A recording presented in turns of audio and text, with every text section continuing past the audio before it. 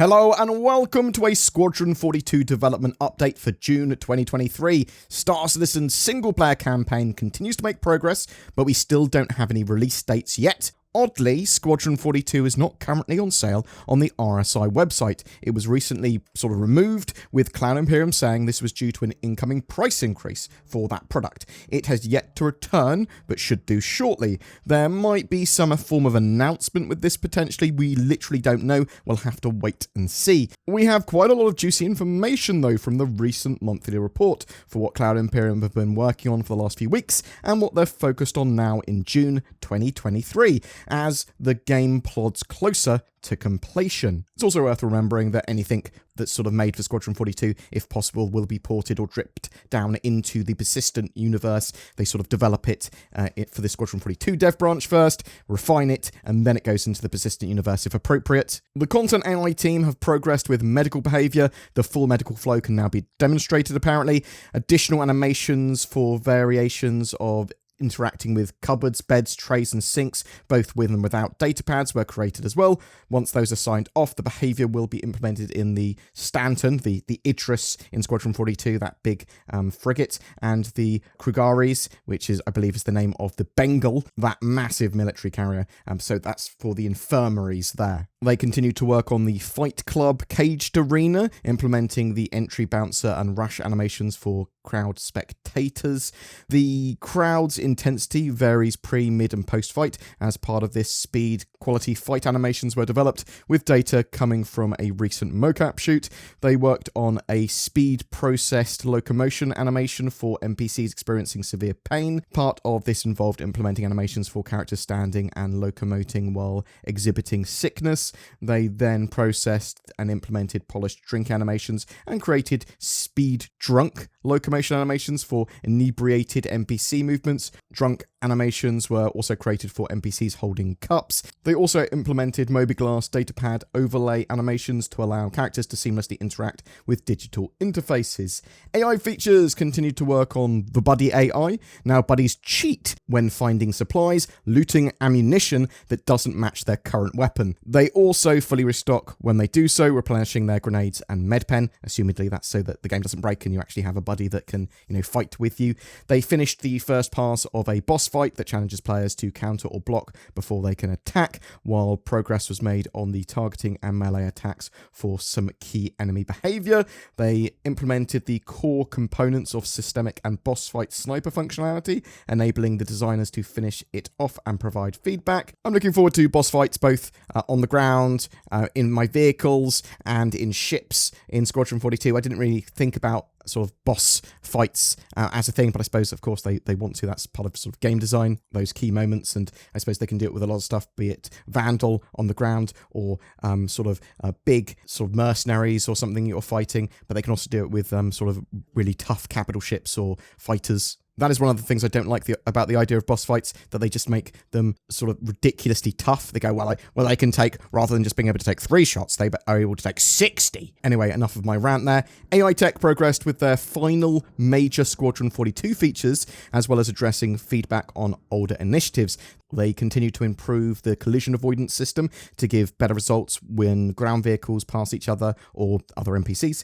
And they also added support for driving along a predefined route, similar to how NPCs can move along a path. For this case, the designers can specify certain properties of the route, like the maximum permitted speed, which direction it should be driven in, and if it should loop. Work then began on a dynamic pathfinding regeneration feature to improve how NPCs find and follow alternative routes. For example, if a hazard, like a falling tree, or there's a vehicle in the way, or there's a fire hazard, and this will impact navigation, and the sort of navigation volume will notify all related paths and check if new requests are submitted, and then check if a new path is needed. Bam, then make a new path. They also began investigating and implementing a solution for NPCs entering and exiting ships from EVA using the external doors of an airlock system.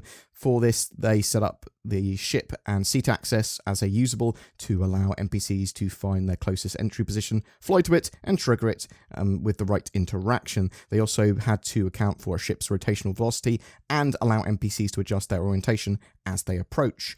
The vehicle team progressed with their ongoing rework of combat AI.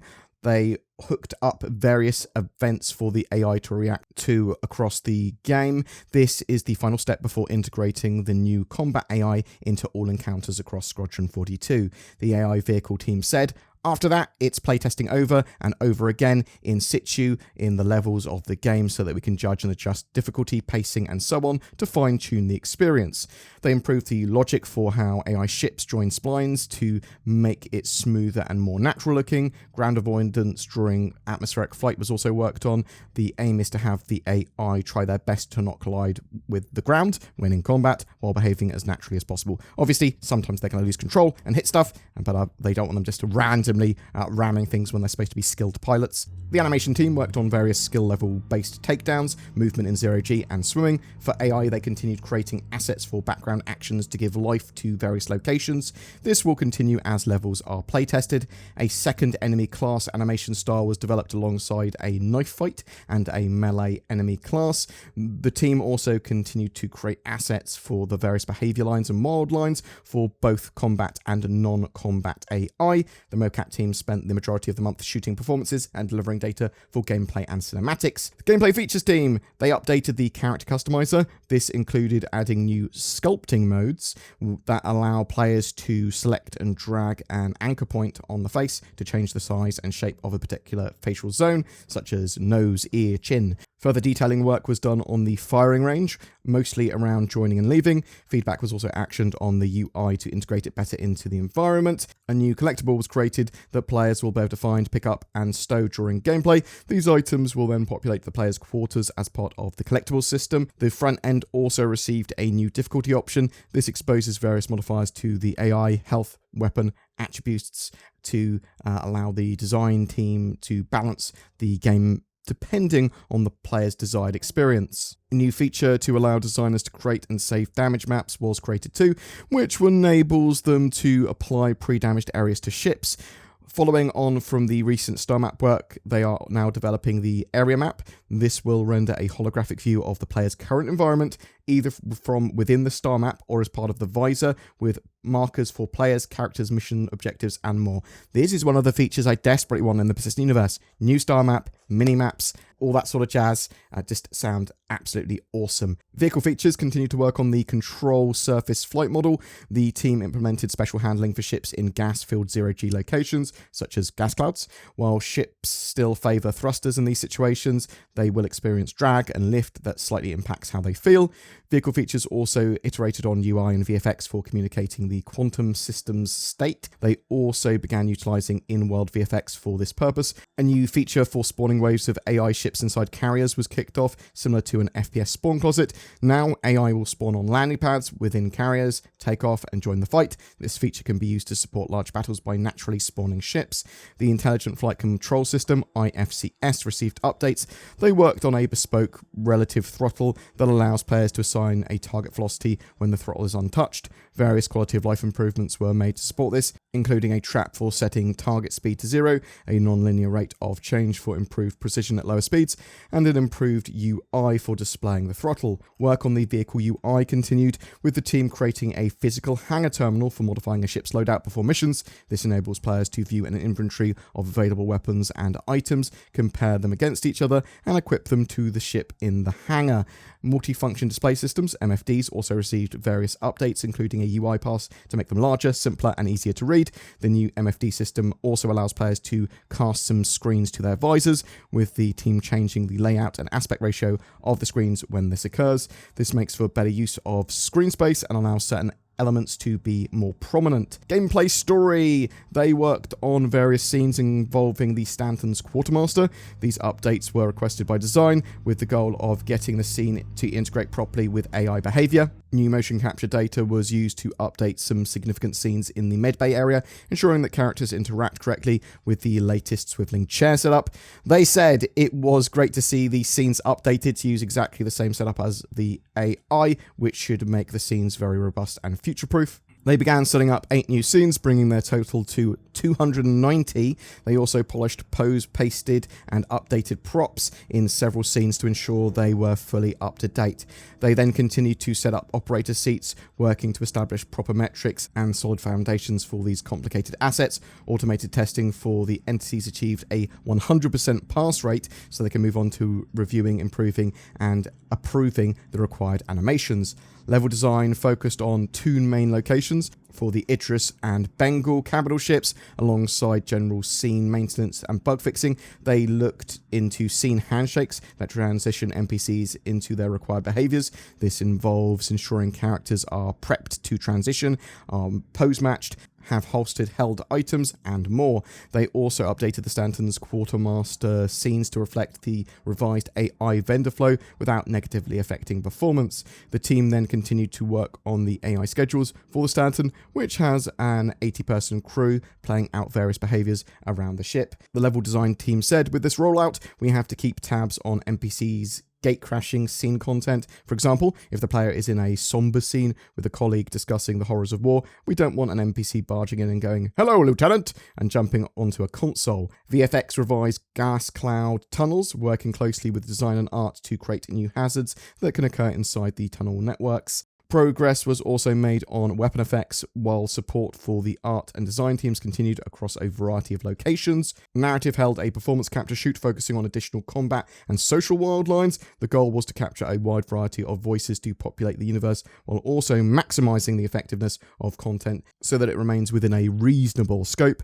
Narrative also synced with design on their recent gameplay progress to review adjustments and ensure that dialogue continues to function as intended. In some instances, the team made suggestions on how revised gameplay scenarios could better align with the emotional tone of a moment. For example, if a puzzle scenario occurs during a particular stressful sequence of the game, narrative and design will discuss ways to maintain the emotional underpinning during the puzzle. Meanwhile, progress continued on text items needed across the entirety of the game, including collectibles, Galactopedia entries, and Mobiglass UI elements. Boom! That's it for your Squadron 42 update this time. Are you excited by the progress they seem to be making on AI? Obviously, that's not hugely reflected in the persistent universe at the moment. We have quite derpy AI a lot of the time, but with a lot of these updates coming to the persistent universe at some point, and there's sort of work going on netcode, which should significantly improve AI as they're sort of tied to the sort of server tick rate not being stable is what's making them derpy. We should start to see significant improvements.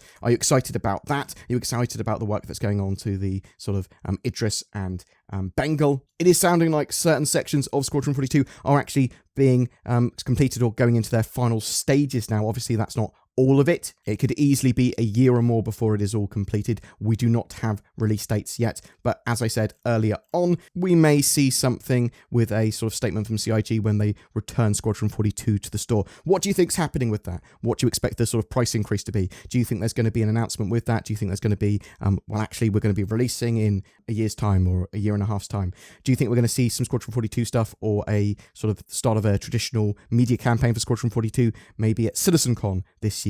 What do you think about the general progress of Squadron 42 from what you can sort of divine from this monthly report? Whatever your thoughts, I'd love to hear from you in the comments below, along with any of your questions.